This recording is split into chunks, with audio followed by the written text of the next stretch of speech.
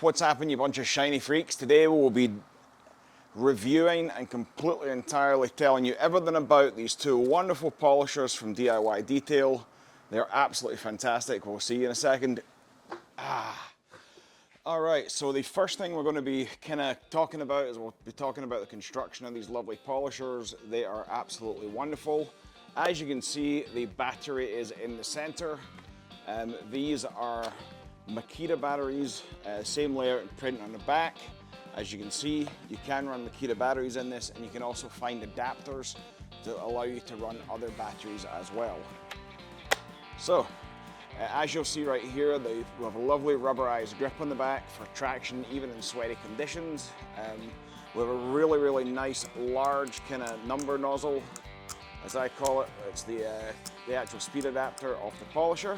We have a very nice trigger. The trigger is absolutely fantastic. We also have a bump stopper right here, which is very common on a lot of other polishers.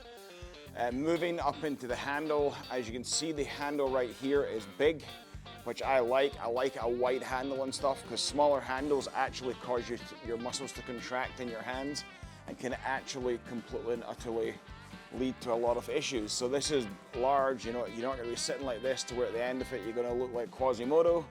The pad is vented all along the bottom, as you can see with all the holes. You can also see holes in the side. We have DIY Detail logo line all over the panel.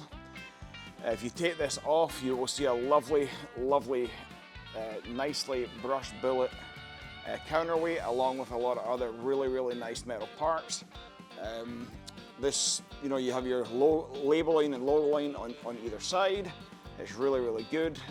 You have a slightly tapered hand in the back, so your hand doesn't really slip off of it. That's really nice. I like that option too. We have your traditional hex head in the middle of the pad. We also have a plastic shroud here that's a harder it's not a rubberized, but it's a kind of a harder shroud. It is got really good ventilation in it. You'll suck in air from here and generally vent them out here, one going that way and one going back. And sometimes one of them will be on you, which is an added bonus when you're in lovely Florida. There is 8 bolts, as you'll see on this. 1, 2, 3, 4, 5, 6, 7, 8. That's how you break down the polisher. The actual brushes on it, I believe, are right under these battery aspects. Don't quote me on that, I'm not 100% sure. We got a car passing, not a big deal. All right, moving on to the rotary. All right, we have the rotary. It comes in just a little bit lighter. Yet again, the battery is in the middle for the ergonomics, and it feels exactly like a carded polisher. This is a little bit lighter than your DA, your 25mm DA counterparts that we just looked at. You have a traditional threaded rotary backing plate on here. It's really nice. It's got a little bit of flex to it, which I kind of like. We have the same kind of head design as on the DA, but obviously there is no gears right here where you would normally see them.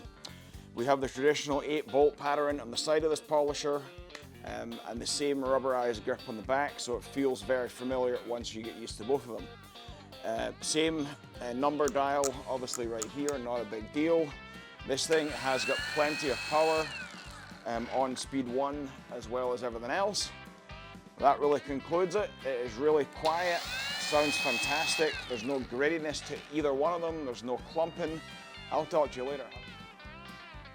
So the very first thing we're going to do to attack this panel is we already prepped it with rinseless 256:1, and went back over it with iron remover and the clay towel, and then went back over it with a minnow deposit cleanse with DIY iron remover. We now have 256:1 in a wool pad with the 25mm cordless DA.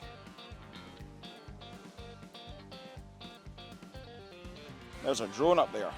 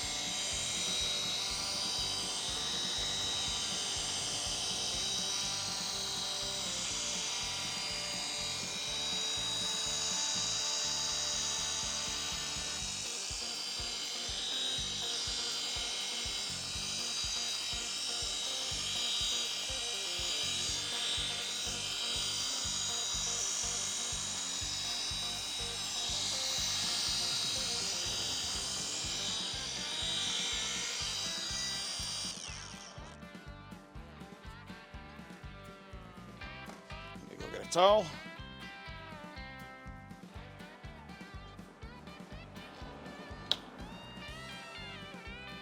Put down some rinseless. Okay. Put some rinseless on the towel because I'm not prepared, as usual. These are the Rag Company's towels.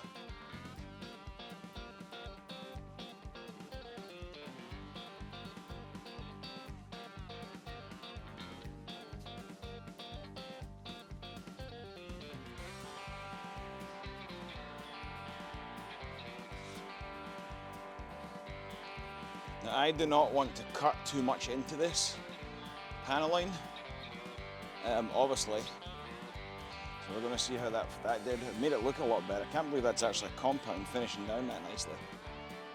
Oh yeah, I'm happy with that. A couple of deeper ones in there. Really is. I mean, a couple of very slight ones in there. I think I'm going to go right to the rotary on that and call it a day.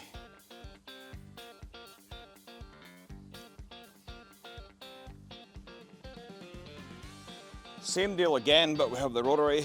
We're running a dualing pad on the rotary, and this panel is going to be done. I'm not going for crazy correction, where I would say about 85, in between 85 and 90% corrected. So let's rip it, the rotary.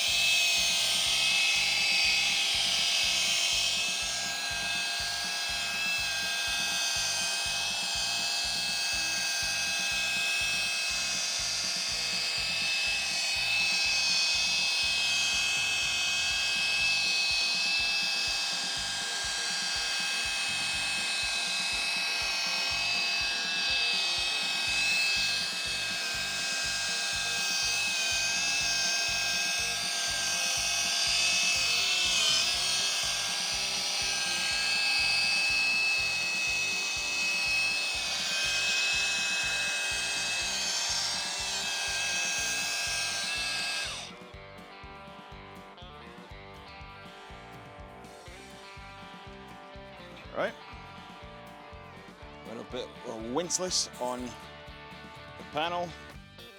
Got my damp rinseless towel here.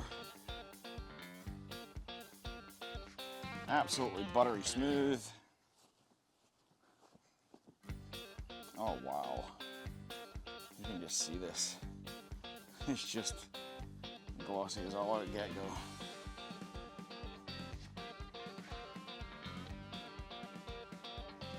Flip this over. This is the dry side.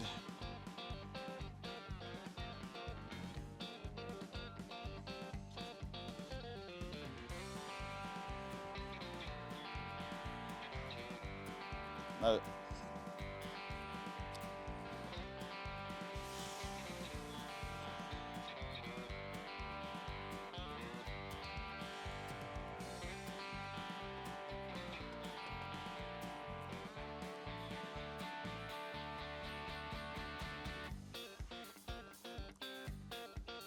we are not going to be coating this at the moment.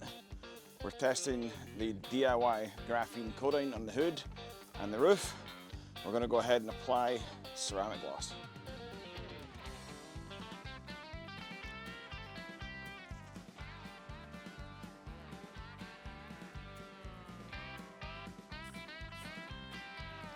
I think I just nicked McGurked it.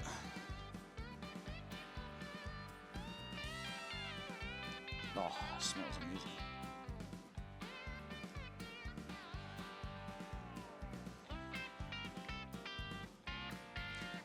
it is done.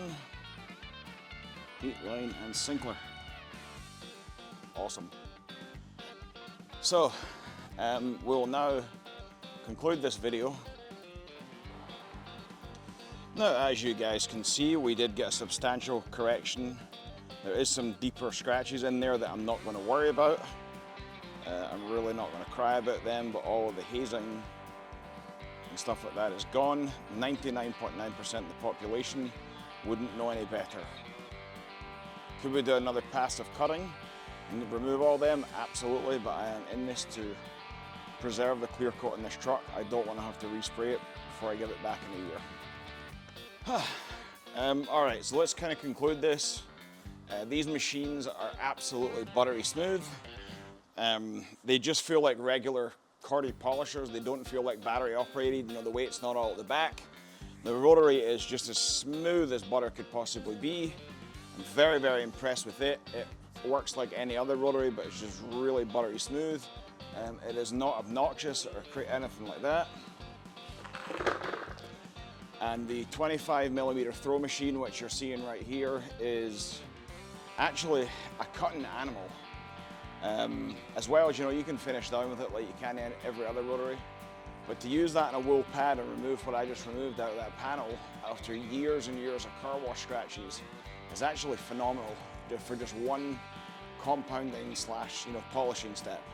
And then to go back over it with a rotary, and we're 85% finished, done. So Naples has an airport and it's all full of wealthy, like billionaires and millionaires' private planes. These are obviously my two new polishers. The 25mm is an animal. If you're getting into polishing, do not be scared of the rotary. Do not be scared of the 25mm throw. I would highly, highly recommend any one of these. They are, they just work. They work and they work absolutely fantastic. They are like driving a Ferrari. There's no bare bones about them. There's no special things you have to do. You don't have to lean or tip. And the one thing I really, really like about this, and this is the first DA polisher I have had that does not completely stall out when you go around the corner, like up by the B pillars where it transforms, that truck transforms into the A pillar.